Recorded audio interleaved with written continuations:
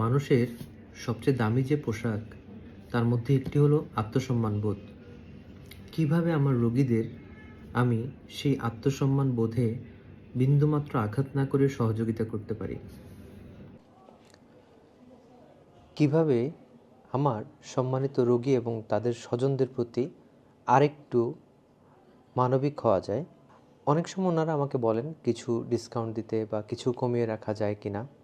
যেহেতু চিকিৎসক হিসেবে এটা আমার পেশা, আমার রুটি রুজি, আমি হয়তো সবসময় ওনাদের সাধ্যমতো সহযোগিতা প্রোভাইড করতে পারি না।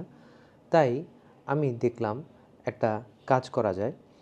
অনেক সময় ওনাদের অনেক ওষুধ কিনতে হয় যেটা অনেক ক্ষেত্রে কমন পড়ে যায়, অর্থাৎ এই রোগে এই ওষুধটা লাগবেই এরকম কমন কিছু ওষুধ থাকেই। তো আমি কিছু এরকম কমন ওষুধ কিনে এরকম প্যাকেট করে রেখেছি এবং এগুলোতে আমি মার্ক করে রেখেছি যাতে আমার বুঝতে সুবিধা হয় কোনটাতে কী ওষুধ আছে। এবং সেই অনুপাতে আমি আবার চেষ্টা করেছি কিছু ডিসকাউন্ট কুপন, অর্থাৎ ল্যাব এবং ওষুধ কেনার জন্য কিছু ডিসকাউন্ট কুপনের ব্যবস্থা করতে। আমি চেষ্টা করছি যে এই পেশেন্ট যারা আমার কাছে সহযোগিতা চাইবেন তাদেরকে সেই ওষুধটি বা ডিসকাউন্ট কুপন দিয়ে সহযোগিতা করার, যাতে তাদের জন্য চিকিৎসাটা খুব বেশি কষ্টকর না হয়।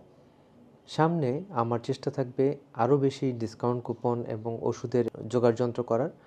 আমি আপাতত প্রতিদিন চেষ্টা করব 5 থেকে 10 জনকে এভাবে সহযোগিতা করার। সম্মানিত রোগীদের আত্মমর্যাদার প্রতি পূর্ণ সম্মান রাখার জন্য এগুলো যে আমি হস্তান্তর করব তার কোনো ছবি আমি রাখব না।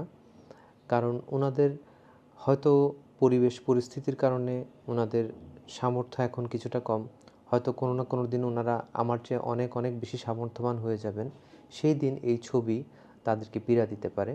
তাই এই ওষুধগুলো হস্তান্তরের কোনো ছবি আমি দেব না।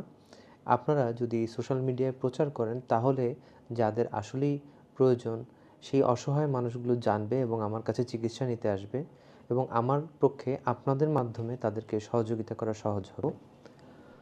তো এই ওষুধগুলো কিন্তু স্যাম্পলের ওষুধ না, এগুলো আমি আমার অ্যাটেন্ডেন্টকে দিয়ে আমি ফার্মেসি থেকে সরাসরি কিনিয়ে এনেছি। স্যাম্পলের ওষুধ তো আগে দিতামই, এখন চেষ্টা করব আমার নিজের উপার্জন থেকে যাদের আসলেই এই সহযোগিতা প্রয়োজন তাদেরকে দেওয়ার। আপনারা দোয়া রাখবেন। ধন্যবাদ।